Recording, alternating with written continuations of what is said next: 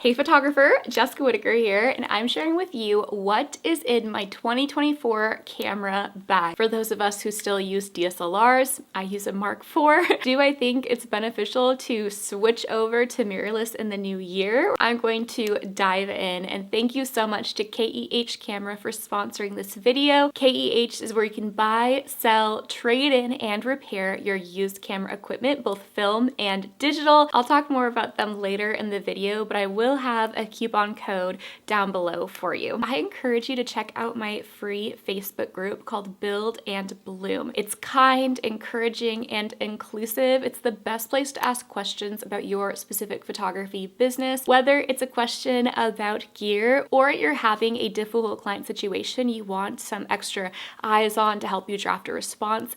Build and Bloom is my best free resource. You can find it over in Facebook group and the Build and Bloom Photography podcast wherever you get your podcast. It's only right to start the video by talking about the camera that I use, and I feel like this is slowly becoming prehistoric. Not really, but this is the Canon 5D Mark IV. I have had this since 2017, and previously I had a Canon 5D Mark II. The reason why I upgraded to a Mark IV was because I was starting to film more videos on YouTube, and I liked that the Mark IV had the autofocus, because previously I would have to have one of my siblings come in and set the focus for me on the Mark II, and then I felt like I couldn't move in the video. So that's ultimately why I made the upgrade. But as time has gone on, I realized that the Mark IV has so much more capability. This is a workhorse. It is an amazing camera that can grow with you, and I still think that it is relevant and amazing in 2025. I've done a video this past year talking all about how I think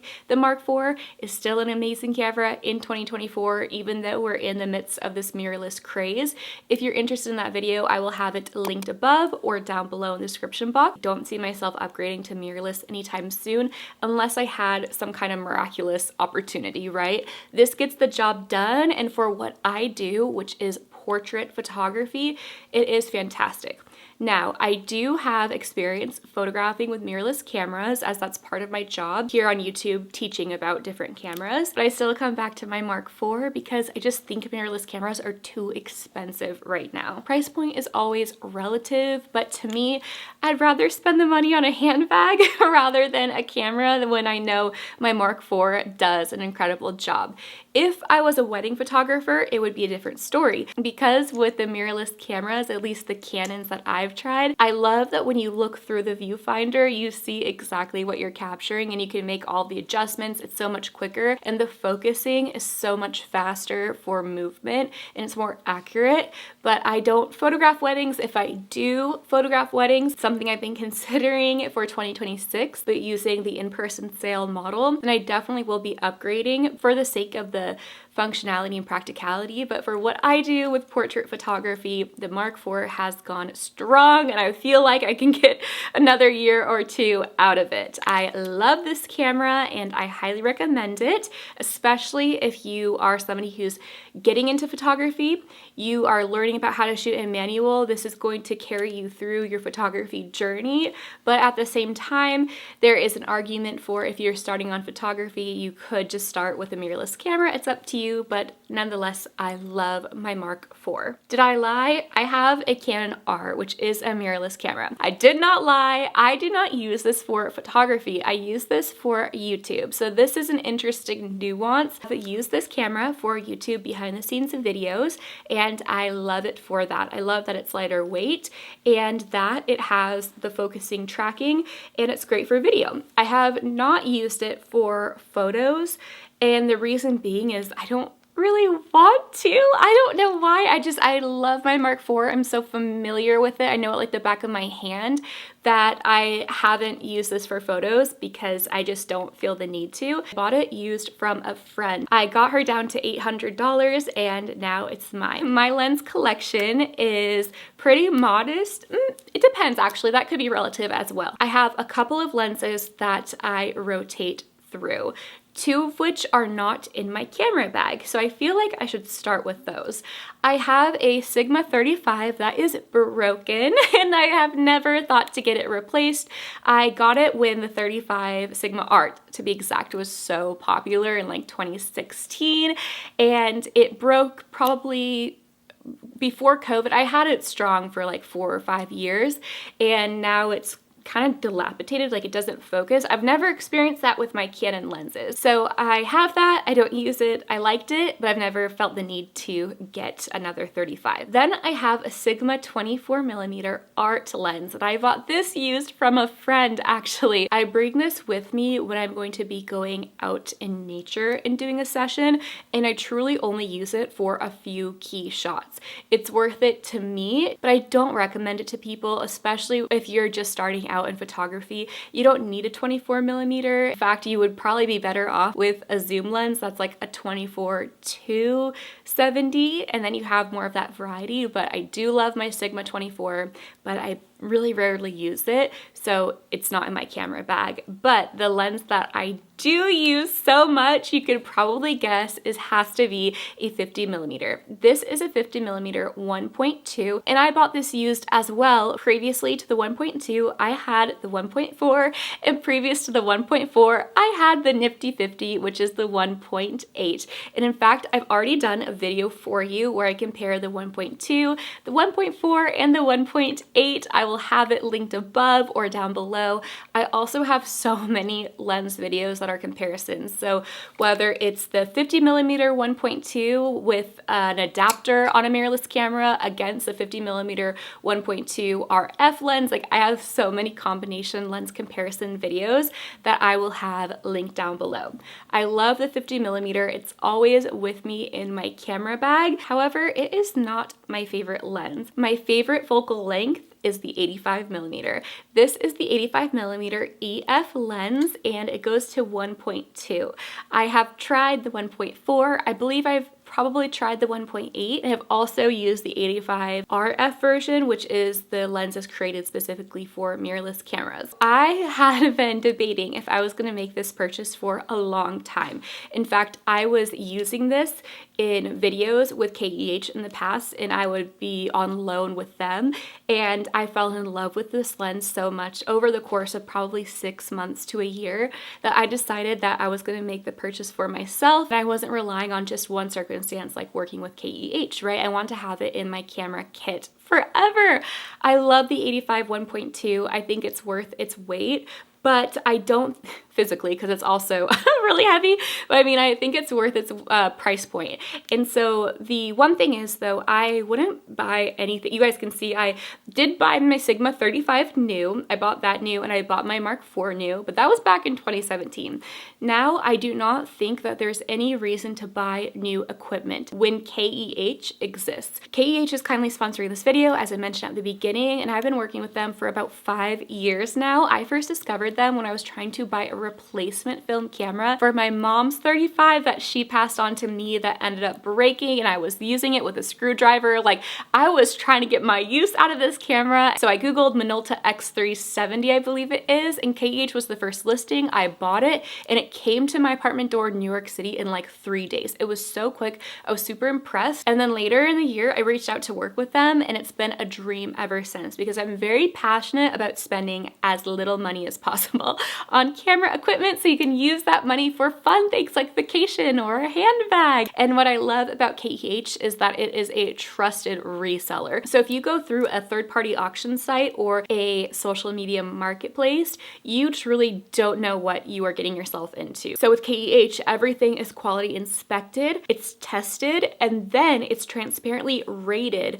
on a tier system on the website. So it goes up from Excellent Plus, which is basically brand new, all the way down to bargain. And bargain is what I got my 85 1.2, because I'm trying to save as much money as possible, so I'm always going to go with the cheapest option. But what I love is that with bargain, this rating does not affect the picture quality. The glass is perfect. The pictures are perfect. It's just going to have natural cosmetic wear and tear. In fact, the wear and tear of the body is totally fine. However, there is a ding right here on the ring of the camera. but it does not affect me being able to put the lens cap on. It's just like right here. So for a couple $100 extra, I was able to save. I'm gonna take the lens with the ding on the ring. In 2025, if you are considering upgrading from DSLR to mirrorless, or maybe crop sensor to full frame, or adding a new lens to your collection, consider buying used because it is so much better on your wallet and on the planet. And in fact, I do have a coupon code if you decide to purchase. Check it out. They also have studio equipment like lighting. You can even get tripods on there. You can even get backpacks and camera trunks, which I really love. So KEH is amazing for all of your camera needs, both film and digital. If I upgrade on my own to mirrorless, you know where I'm gonna get it. KEH. So I love my 85. I love how it isolates my subject from the background, creating more of a painting-like effect. The last lens in my camera bag is 15 years old. This is the original 24-105 4.0 zoom lens. Now they have come out with, I think, one other version of this, and I would say if you are looking for an amazing travel lens, grab this and get the original version. So this one is, I believe, under $400 right now, the original. The newer one is going to be more expensive. This lens goes with me when I go on my trips, and in 2024, I had the opportunity to go to Argentina, Uruguay, Antarctica, the Netherlands, and Peru. And this came with me on all of those trips. I didn't use it in Antarctica. I used a proper telephoto, but this thing is incredible because it can withstand the rain in Antarctica. It can withstand the cold in the countryside of the Netherlands. I love this lens because the range of 24-105, I'm able to get an amazing landscape shot where I have a ton of the environment, but I can also zoom in really tight and have that compressed background where then I could have a portrait of myself taken. And yes, it goes down to 4.0. It's not super open, but when you're zoomed in at the 105 or even like at the 70, the background is nice and isolated from the subject. I love this thing. I have done a couple of videos on how much I love it. I'll have one of those videos linked up in the iCard right now or down below, and I recently took it on my last trip of the year, which was to Peru. I love it. Under $400. It's an older lens. Here's the thing though about these Canon EF lenses. I love that they are weather sealed. This is like, in my opinion, it's like waterproof. I live in Washington State in Seattle, which is such a rainy climate, and I have taken all of these lenses, including my Mark IV camera, out into the pouring rain, and it's totally fine. Of course, I'm not saying that you should do that. You're gonna have to use your own discretion and common sense. But for me, I don't wanna be limited to when it's raining, oh, I can't bring my camera out. Like my Sigma art lenses aren't weather sealed, and though I did bring my 35 out in the rain, that might contribute to why it's broken. And I feel like with camera equipment, it should be weather sealed. It should be weatherproof. It should be able to withstand like colder climate. But seriously, I don't want to be using a camera that I can only use when it's sunny outside or overcast, because I live in Seattle and that's not super often. In the places that I travel to, a lot of the time it is really cold, you guys. So, and raining, and I don't want to be limited. And here's the thing, I'm not super precious about my camera gear. These cameras that are DSLRs and I guess mirrorless now, people in National Geographic use them where they're covered in mud and they might have some protection on it, right? But people use, cameras are meant to be used. They're meant to be able to, they hopefully like withstand weather.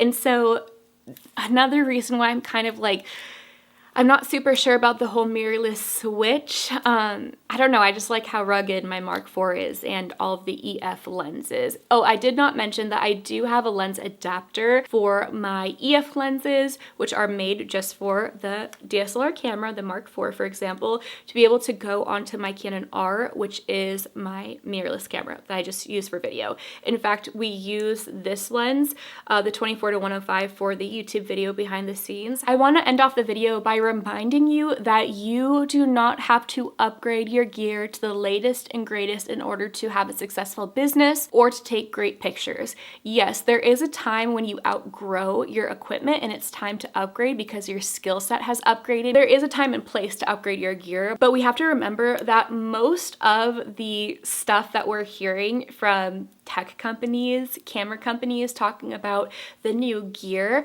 it's pushed on us as consumers that the messaging is literally, want to be a better photographer, want to make more money, you have to buy this piece of equipment. You have to constantly be upgraded. That's okay to be in debt. No, it's not. Do not go into debt for your business. That is the last thing you want to go into debt for, period. You don't need the latest and greatest. You don't need to upgrade to mirrorless. Your camera equipment is probably just fine as it is. And that's why I really believe if you can buy something used, go for it. This gear is meant to last, and when you buy through KEH, it's reputable. Everything is quality inspected. You know what you're getting, and you're able to usually get a pretty deep discount on it. Go for that bargain condition, you guys. Save as much money as you can on the equipment so you can put the money toward a family vacation, paying off your credit card, paying off your student loan, putting money towards rent, putting money to a handbag that you want. That's why we turned our photography into a business, is to be able to make money, to have flexibility in our lives. We don't want to continue to put that money back in the business for no reason.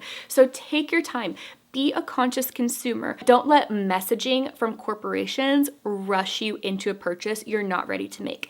Make wise financial decisions and save as much as you can. If you're a photographer who's looking to join a kind, encouraging, and inclusive photography community, check out Build and Bloom. It's my best free resource. It's the best place to ask questions about your specific photography business. So whether you want an extra set of eyes on a website you're about to publish, or a gallery you're gonna send out, or you're dealing with a difficult client situation, ask away and Build and Bloom. It is kind, encouraging, and inclusive to all photographers, all level of photography. Also have the Build and Bloom Photography podcast available for you to listen and learn wherever you get your podcasts. I believe in you and I believe in your business. Be sure to hit subscribe so you're the first to know when new free videos for your business come out, and I'll see you in my next video. Bye.